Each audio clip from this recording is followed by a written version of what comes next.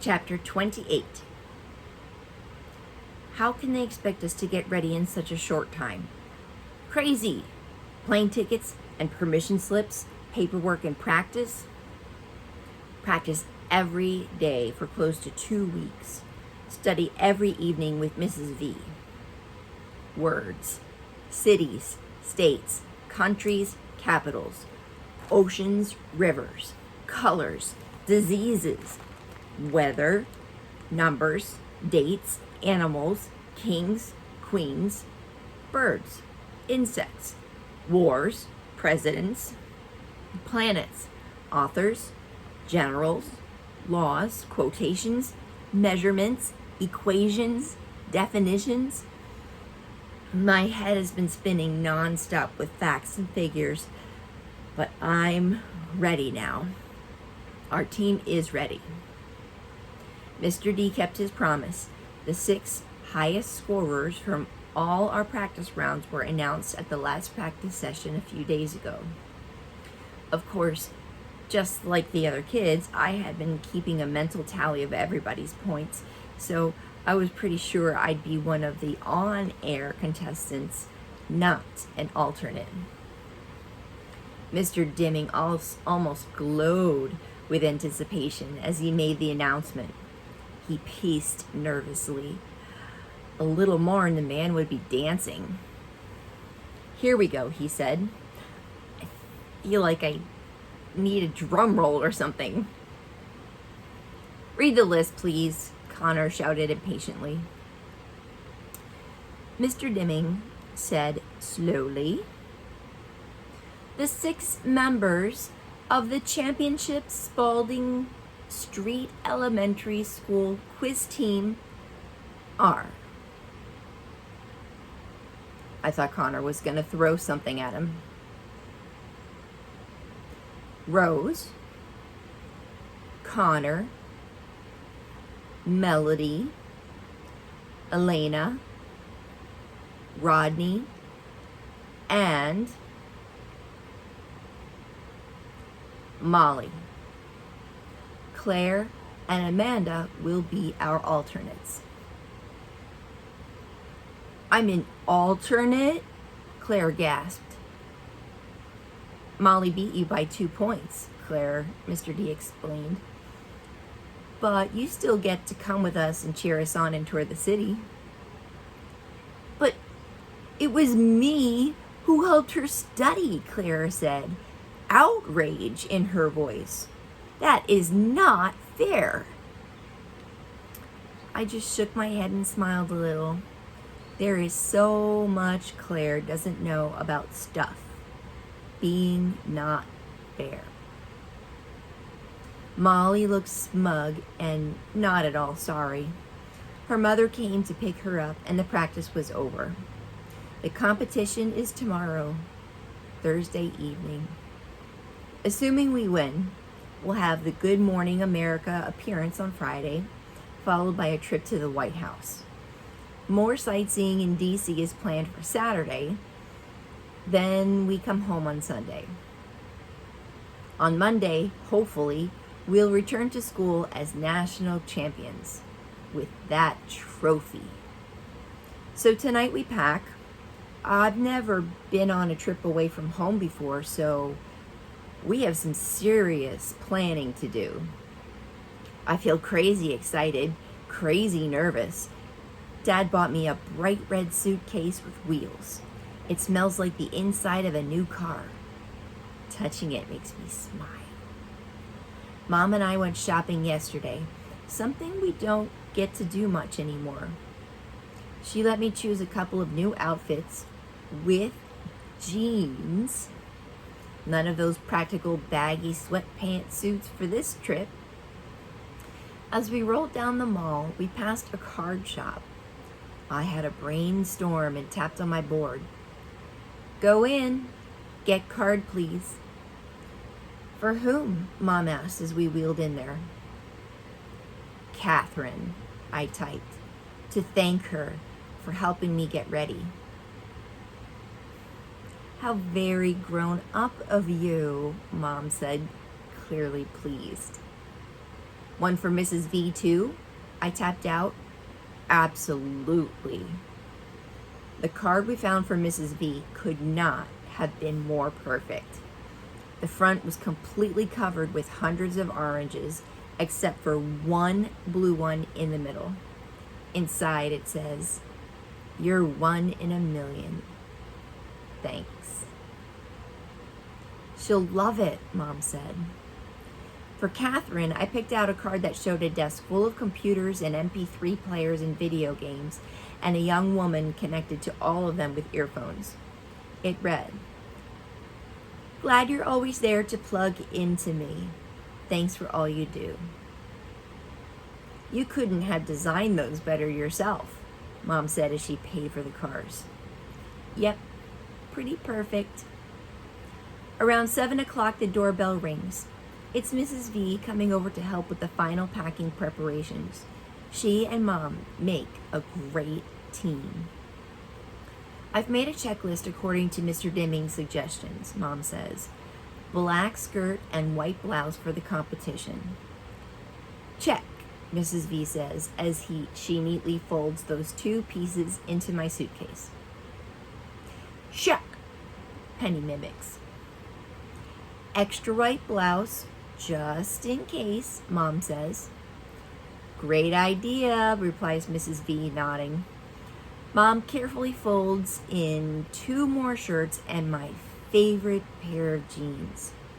Comfortable outfits for sightseeing in Washington. Spending money for souvenirs. Sunglasses. Camera. Check, check, check, Mrs. V repeats. Pajamas, toothbrush, deodorant, hair clips. All there. A warm jacket. No telling what this March weather will do. "Check," Penny cries. Power pack for MediTalker, extra batteries, tissues, and wipes. "Got it." "Umbrella?" "For you or for Melody?" Mrs. V asks with a laugh. "Do you have your bag packed?" "Yeah, I'm just about ready. I'm nervous too," Mom pauses. "You're the best, Violet. I know Penny will be safe with you while we're gone." "And butterscotch," I interrupt. They both laugh. Mom continues, "Frankly, without you, there is no way that Melody would be packing for this trip." "Get card, Mom," I type. I reach my hand to the side, but I can barely touch the edge of my book bag hanging on my chair. Mom reaches into the bag, pulls out the envelope, and sets it on my tray. I push it toward Mrs. V. She opens it, reads it, then squeezes me so hard I can hardly catch my breath. "This one goes on my refrigerator door," she says quietly. "I want to look at it every single day." She busies herself then with dusting off a pair of my shoes that have never taken a step. "I'm a little scared," I admit. "Nonsense, Mellow Yellow," Mrs. V tells me. "I fully expect to see you on Good Morning America with that 10-foot-high trophy." "That would be awesome," I typed. "Now tell me once more," Mrs. V says to Mom. "What time does the plane leave tomorrow?" "Penny, take Melody's underwear off your head, you silly girl." Mom checks her papers. "Plane leaves at noon. That means we should leave here no later than 9, get to the airport by 10, get all checked in, make sure her wheelchair is properly taken care of and such. Then we can relax until it's time to board the plane." Mrs. V scratches her head. "I wonder why they chose the noon flight. That will get you into Washington around 2. The competition starts at 7. That's cutting it a little close." Mr. Deming told us the hotel has a late check-in policy. The TV studio is just across the street from the hotel, so we'll be fine. As Mom closes and zips my suitcase, I feel tears come into my eyes. I can't believe this is happening. In just one day, I will be in Washington, D.C. on national television. I pray I won't screw up. I want to call Rose and see if she's nervous too. I want to ask her what she'll wear to the White House. Suppose we get to meet the First Lady. Now, that would be the bomb. I want to know if we'll be sitting near each other on the plane. I want to be like all the other girls. I don't sleep well that night. In the morning, Mom gets me bathed and dressed and fed in record time, and Dad gets Penny ready. Go see plane? Ooh, fly, wee, Dad says as he flies her around the room in his arms. She loves it. We head outside and Mrs. V hurries over, camera in hand. She snaps pictures of me getting strapped in, my suitcase being loaded, my brave and hopeful victory smile. Then she does it all over again with Dad's camcorder. No, we'll never be able to forget this morning. Penny darts about, chasing butterscotch, running in circles around the car, which has been washed and shined. Mom, dressed in a cool denim suit, surprisingly, a pair of late-style Nikes, loads our bags in the car, and we're totally ready to go by 8:45. Dad takes Butterscotch back into the house, then locks the front door on his way out. All set, he asks. Let's do it, Mom yells. Even Penny can feel the excitement. She claps her hands. I can't stop grinning. Even though I know we have plenty of time, I keep wanting Dad to drive faster. I'm so afraid that we'll miss the plane, or that we forgot my ticket, or that I'll throw up and we'll have to go back home. At the airport garage, we have no trouble finding a row of empty handicap parking spaces. We unload me, my chair, our bags, and Penny and Doodle. Mrs. V snaps more photos. It seems like hours, but minutes. We're at the check-in gate. Mrs. V pushes me. Mom carries Penny. Dad pulls a cart loaded with the luggage and Doodle. It's 10 o'clock on the dot. Hi, Mom says cheerfully to the uniformed lady at the desk. We're here to check in for the noon flight to Washington, D.C. She hands the lady our tickets. The noon flight? The woman replies with a frown. She types and clicks, purses her lips, then types some more. Finally, she looks up. I'm sorry, ma'am, but that flight has been canceled. We've had loads of cancellations today. A late winter snowstorm in the Northeast has caused backups all over. Canceled? Canceled? My stomach starts to gurgle. Snow? Mom's voice sounds thick, but the weather here is sunny and clear. They've got 5 inches on the ground in Boston already, and more is predicted for this afternoon further south. The FAA won't let planes take off in weather like that, so our whole system gummed up. Planes due to arrive here and then return eastward get canceled, meaning our afternoon flights can't depart. It's complicated. Sorry. The desk agent continues to type rapidly. She tells Mom, I can get you and your daughter on the next direct flight out. It leaves here at 7:23 p.m. and will get you into Washington at 9:07. The Weather Service has predicted that the storm system will have fizzled by then, so we can start getting folks where they need to be. Actually, tomorrow it will be all rain. My heart is thudding now. Would you like me to rebook you now? She smiles cheerfully. She doesn't get it. But the competition starts at 7, Mom mumbles weakly. Excuse me, I didn't hear you, the desk agent says. I can't breathe. Mom speaks a little louder. What about the rest of our group? We were traveling together, a group of school children, a quiz team, actually. They were also booked on this flight. We've got a competition this evening. Oh, I remember those kids. They were here early this morning. Great group. So polite and well-mannered. They told me about the competition and the huge trophy they might be bringing home. They came early, Mom croaks. It seems they all went to breakfast together, then came straight here. It's a good thing they did too, or they wouldn't have gotten out. Where are they? Mom asks. Oh, they got switched to the 9 o'clock flight, the last eastbound plane to get out before flights started getting canceled. They had to run down to the gate. But they made it just in time. I made sure of it. She looks down at her computer. Yes, that flight left about an hour ago.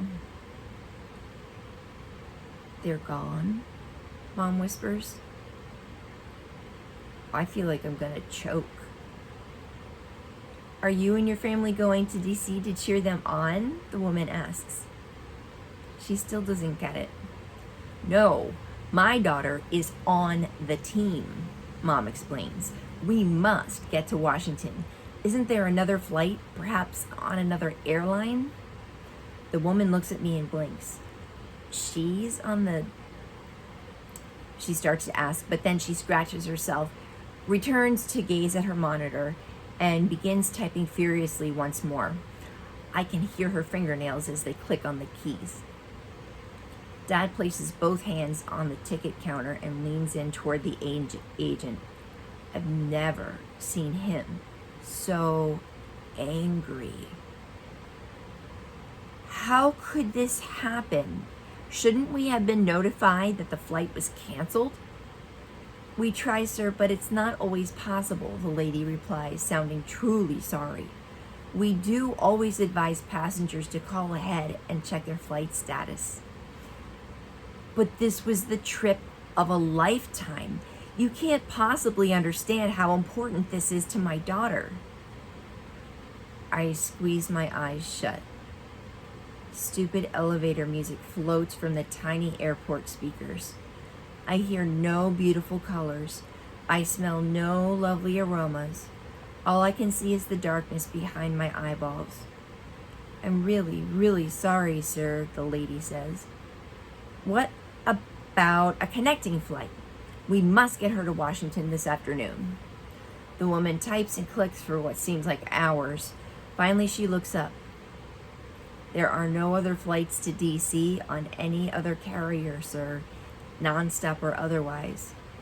That weather system has grounded everything. There will be nothing until later this evening. I'm so sorry, she whispers. I open my eyes because they're filling with tears. Dad walks away from the ticket counter, his face scrunched into tight wrinkles. Then, without warning,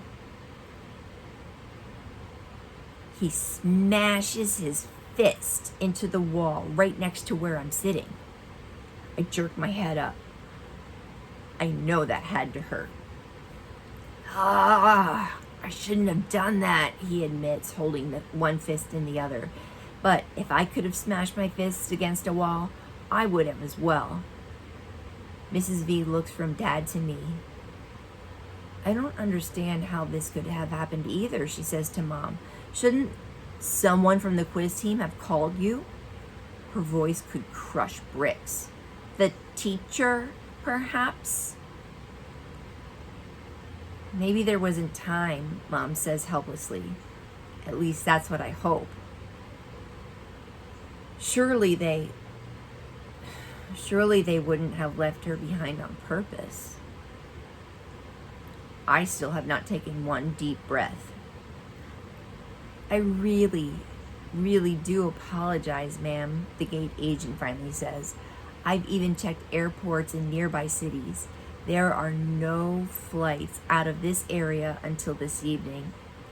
I have plenty of seats on our 7 o'clock flight if you'd like me to book you. No, thank you, Mom says quietly. It's too late. The entire airport feels like a vacuum to me. No sound, no voices, no air. Mom walks slowly to me. I sit there in my new blue and white outfit with new matching tennis shoes next to my new shiny red suitcase, feeling very, very stupid and angry. How could they do this to me? And helpless. I hate feeling like this, like when I was little and got stuck on my back like a stupid turtle. There was nothing I could do. Nothing. How long does it take to drive to DC? Mrs. V asks.